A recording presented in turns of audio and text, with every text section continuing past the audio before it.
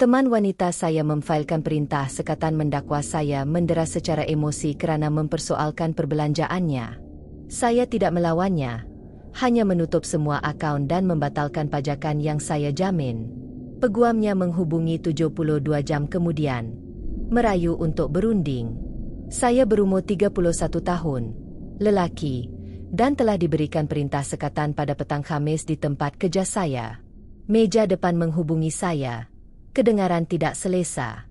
Seorang pelayan proses menyerahkan dokumen-dokumen itu kepada saya dengan sikap acuh tak acuh yang terlatih. Teman wanita saya, Laya, 28, yang telah berkahwin selama 3 tahun, telah memfailkan perintah perlindungan kecemasan, mendakwa penderaan emosi dan kewangan. Buktinya, mesej teks di mana saya bertanya mengapa dia membelanjakan $1,800 di sebuah kedai mewah selepas mendakwa dia muflis. Dan email di mana saya mencadangkan kami menetapkan bajet. Saya membacanya di lobi. Dakwaannya ialah teks saya. Hei, bukankah awak kata awak tak boleh bayar bayaran kereta awak selepas melihatnya memakai but berjenama baharu adalah sesuatu yang mengawal dan manipulatif secara emosi? Kenyataannya liar. Dia menjejaki setiap pembelian yang saya buat dan terus-menerus bertanya tentang wang kepada saya, mewujudkan persekitaran toksik di mana saya takut akan reaksinya. Semakan realiti. Dia mempunyai 4 kad kredit atas namanya yang sedang saya bayar. Pajakan apartemennya menyenaraikan saya sebagai penjamin kerana kreditnya teruk. Insurans keretanya berada di bawah polisi saya. Saya telah menanggung perbelanjaan sementaranya selama 2 tahun. Tetapi nampaknya bertanya satu soalan tentang perbelanjaannya adalah satu penyalahgunaan. Perintah itu menuntut saya tinggal 100 ela jauhnya tanpa sebarang hubungan langsung atau tidak langsung. Berkuat kuasa serta-merta, saya tidak bertengkar, menelefon, atau menghantar mesej. Saya kembali ke pejabat saya, membuka aplikasi perbankan saya, dan mula bekerja. Dalam masa sejam, saya telah membatalkan keempat-empat kad kredit. Ia atas namanya, tetapi saya yang membuat pembayaran. Sepenuhnya sah untuk berhenti. Saya mengeluarkannya sebagai pemandu yang dibenarkan daripada insurans saya. Menghubungi kompleks apartemennya untuk menarik diri sebagai penjamin pajakan. Notis 30 hari diperlukan. Menghentikan pemindahan automatik yang telah saya tetapkan untuk perbelanjaannya. Menukar kata laluan Netflix, Hulu, Amazon Prime dan Paramount Plus saya. Mengalih keluar telefonnya daripada pelan keluarga saya. Berkuat kuasa kitaran pengebilan seterusnya. Situasi apartemen itu ketara. Saya bukan penyewa, hanya penjamin. Pengurus hartanah. Kala, sangat bekerjasama. Jika anda meletak jawatan sebagai penjamin, dia perlu layak secara bebas atau mencari penjamin baharu dalam tempoh 30 hari. Bagaimana jika dia tidak boleh? Dia perlu berpindah keluar atau menghadapi pengusiran. Sempurna. Saya telah mendokumentasikan semuanya, menyimpan pengesahan ke email pribadi saya. Kemudian saya kembali bekerja. Ada mesyuarat pelanggan pada pukul 3 petang. Berjaya. Petang itu, telefon saya senyap. Amat senyap. Perintah sekatan itu berfungsi untuk kedua-dua belah pihak. Dia juga tidak dapat menghubungi saya. Kemas kini 1. Pagi Sabtu, pukul 8 pagi. Telefon saya berdering. Nombor tidak diketahui. Ia seorang peguam. Daniel Kessler. Encik Carter, saya mewakili Cik Laya Monroe.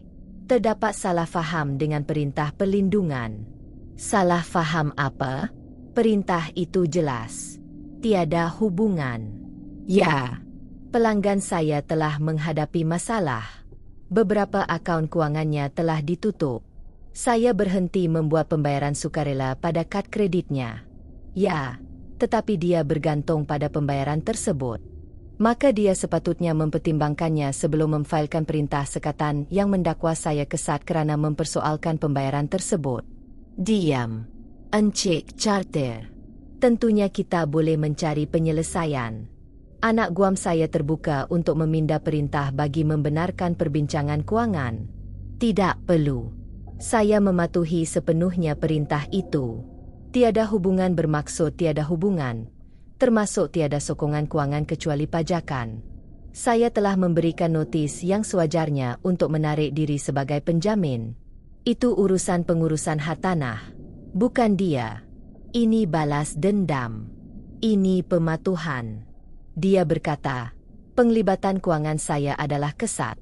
Saya sedang mengalih keluar diri saya daripada situasi kesat itu. Bukankah itu yang dia mahukan?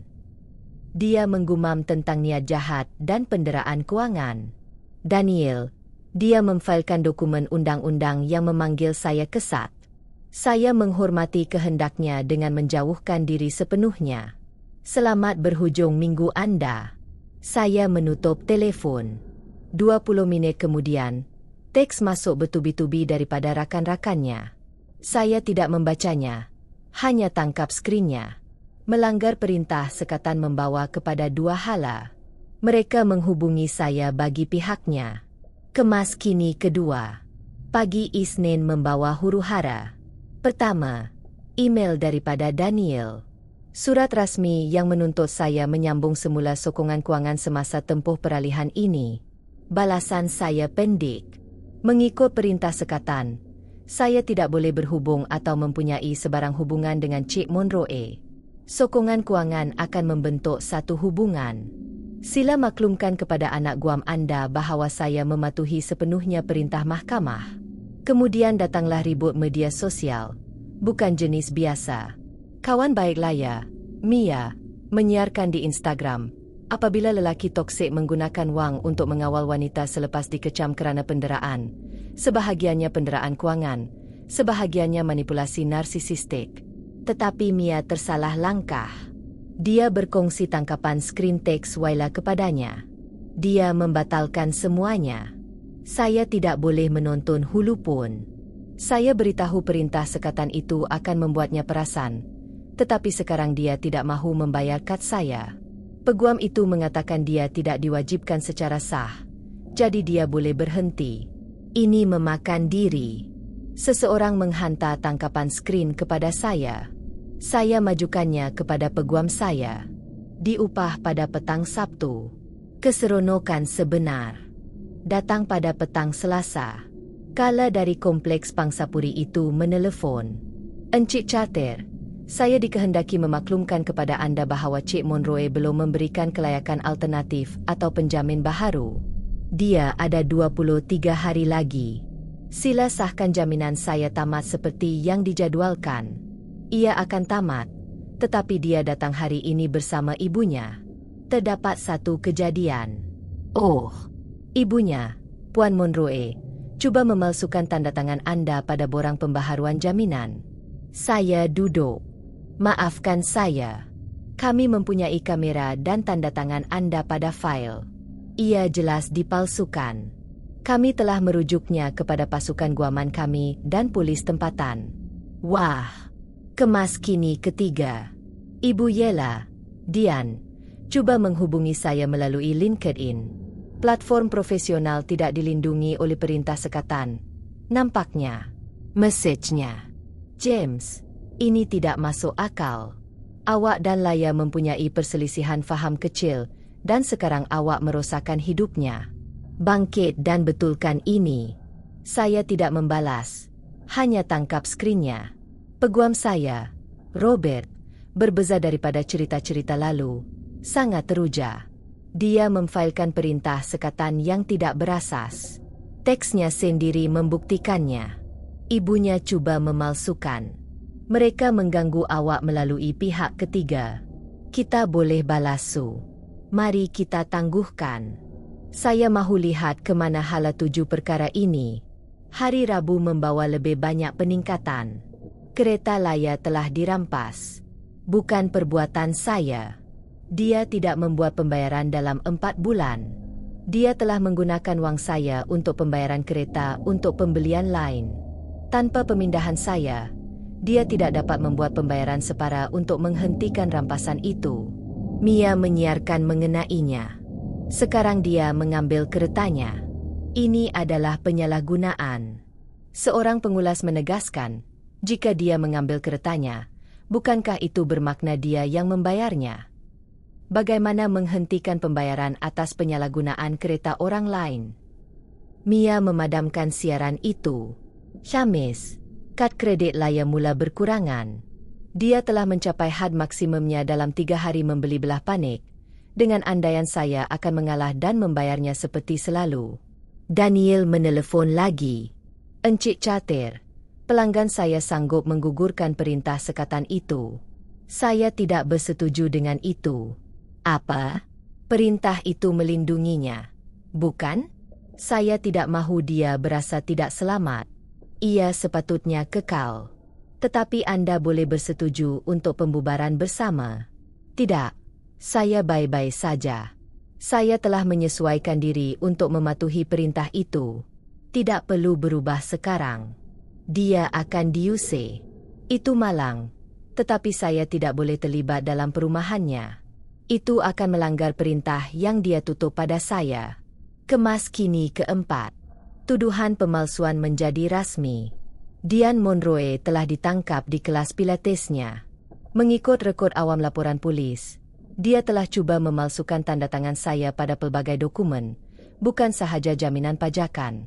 Dia juga cuba menambah dirinya kepada insurans kereta saya sebagai penjaga Laya yang berusia 28 tahun, dan cuba membuka kad kredit atas nama saya. Yang terakhir itu menaik taraf petuduhan kepada kecurian identiti. Laya mendakwa dia tidak tahu apa-apa tentang tindakan ibunya, tetapi teks saman menunjukkan sebaliknya. Ibu, tanda tangan sahaja. Dia tidak akan perasan. Tanda tangannya mudah. Saya telah melihatnya berkali-kali.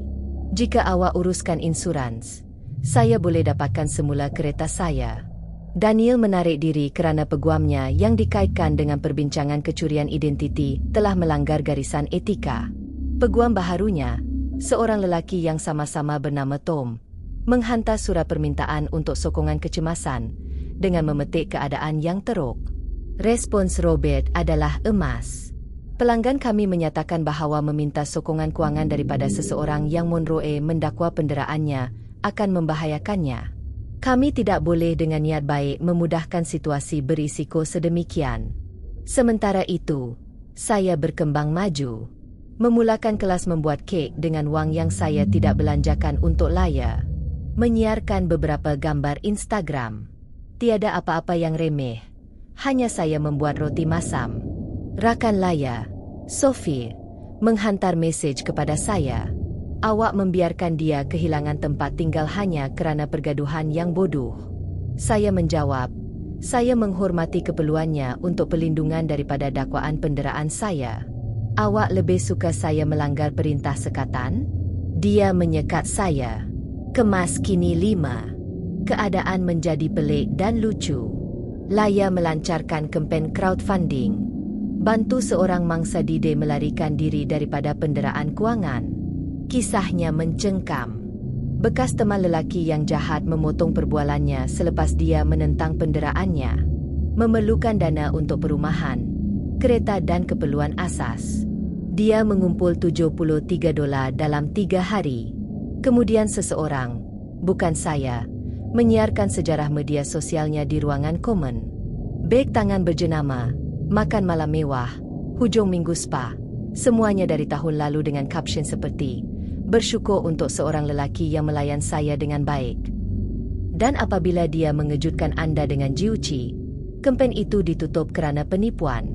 Bahagian yang terbaik, ayahnya, Richard Monroe, yang telah bercerai dengan Dian selama sedekad, menghubungi saya.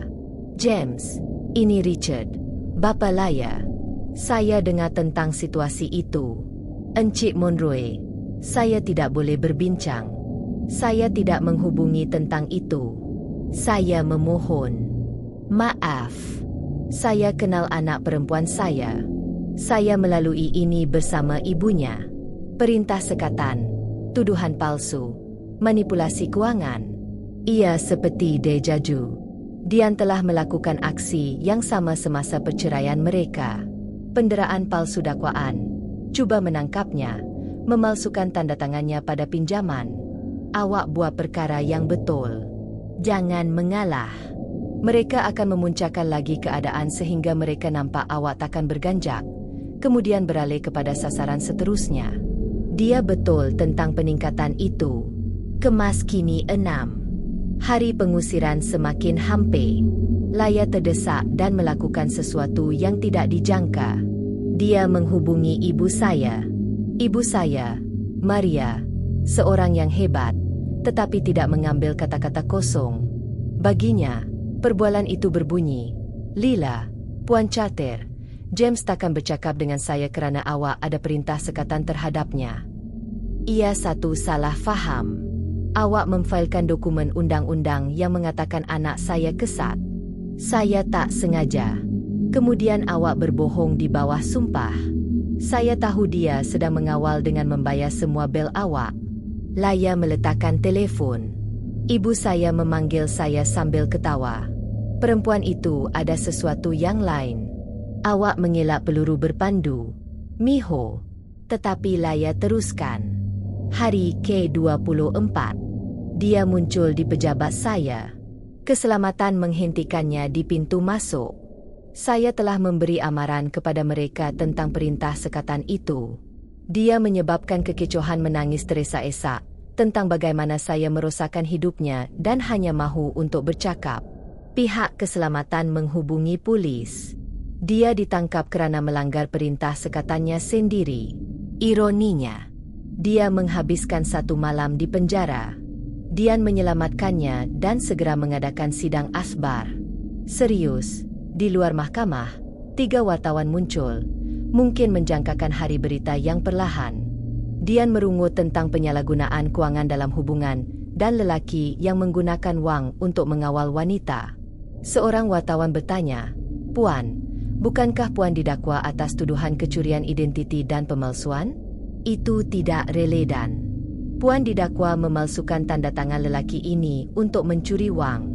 Apakah perbezaannya dengan penyalahgunaan kewangan?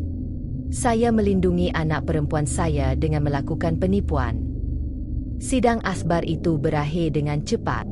Rakaman itu tidak disiarkan, tetapi disiarkan dalam talian, menjadi sedikit tular dalam kalangan undang-undang tentang cara untuk tidak mengendalikan PR semasa kes jenayah. Kala menelefon dengan maklumat terkini. Cik Monroe secara rasmi diusir pagi ini. Dia mempunyai 48 jam untuk mengosongkan. Adakah dia menemui perumahan baharu? Dia memohon ke beberapa tempat. Semua menolaknya selepas pemeriksaan kredit dan latar belakang. Penangkapan itu tidak membantu. Saya merasakan sedikit simpati, kemudian teringat tuduhan perintah sekatannya, dan ia hilang. Kemas kini terakhir. Kesimpulannya hampir mengecewakan. Laya berpindah bersama Dian, yang dibebaskan dengan ikat jamin di sebuah apartmen 1 bilik tidur yang sempit di kawasan kejiranan yang sukar. 1 langkah jauh ke bawah daripada tempat mewah yang saya jamin. Perintah sekatan itu kekal aktif. Laya cuba membatalkannya, tetapi hakim, yang menyatakan pelanggarannya, mengekalkannya untuk perlindungan kedua-dua pihak. Tom, peguam baharunya, membuat rayuan terakhir. Encik Carter. Cik Monroe akan menandatangani dokumen yang mengakui dakwaan penderaan itu dibesar-besarkan jika anda memberikan sokongan kewangan selama 6 bulan untuk pemulihannya. Pemulihan dari apa? Masalah penyesuaian kewangan. Awak mereka-reka itu. Dia menanggung akibatnya. Ini kejam. Ini accountability. Dia berputus asa. Saya terserempak dengan Mia di kedai runcit.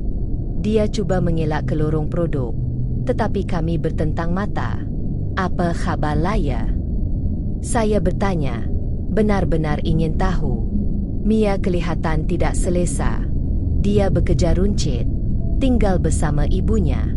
Bagus untuknya. Dia sangat mengambil berat tentang awak. Dia takut apabila awak mempersoalkan perbelanjaannya. Cukup takut untuk memfailkan tuntutan penderaan palsu. Itu idea Dian. Dia kata ia akan membuatkan awak melihat betapa seriusnya Laya tentang memerlukan ruang. Ruang untuk soalan saya, bukan wang saya. Mia mengerang. Ya, kedengaran teruk apabila awak mengatakannya seperti itu. Bagaimana lagi awak akan mengatakannya? Dia tidak mempunyai jawapan. Kemudian, saya mendengar melalui rakan-rakan bersama bahawa dia mengaku bersalah atas pemalsuan, mendapat percubaan, dan khidmat masyarakat. Skor kredit Laya merosot kepada 420.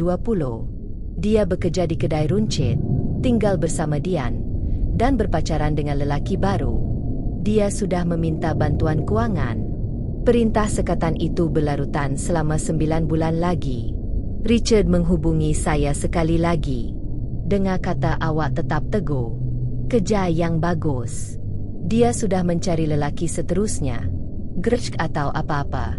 Kesiannya orang itu tak tahu apa yang akan berlaku. Bagi saya pula, saya mengambil $3,500 sebulan yang saya belanjakan untuk Laya dan meningkatkan simpanan persaraan saya. Memulakan portfolio pelaburan yang kukuh. Mengambil kelas membuat roti itu. Membeli pembuat kopi mewah. Masih ada baki wang tunai. Perintah sekatan itu adalah kenang-kenangan ironis kegemaran saya. Dia memfalkannya untuk memanipulasi saya supaya mematuhi, tetapi ia memberi saya alasan yang tepat untuk memutuskan hubungan dengannya sepenuhnya. Tiada rasa bersalah, tiada pertengkaran, tiada pudar perlahan-lahan, hanya pelepasan segera yang diperintahkan mahkamah. Taktiknya sendiri menjadi pembebasan saya. Kepada sesiapa sahaja yang berada dalam situasi yang sama, apabila seseorang mendedahkan diri mereka yang sebenar, terutamanya melalui dokumen, yang mendedahkan motif sebenar mereka. Laya mahu saya pergi, tetapi wang saya kekal. Perintah sekatan itu menjadikannya mustahil dari segi undang-undang. Dia mengatasi dirinya dengan ketas keja. Hebat, hebat. PS kepada 3 orang yang menghantar mesej mengatakan saya kesat kerana memutuskan hubungan dengannya. Dia memfailkan dokumen undang-undang yang mendakwa sokongan kewangan saya adalah penyalahgunaan. Saya bersetuju dan menghentikannya. Jika itu penyalahgunaan, saya keliru tentang apa yang dia mahukan. PS ya, semuanya sah di sisi undang-undang. Tidak, menghentikan pembayaran sukarela tidak melanggar undang-undang. Tidak, enggan menjadi ban seseorang bukanlah penyalahgunaan.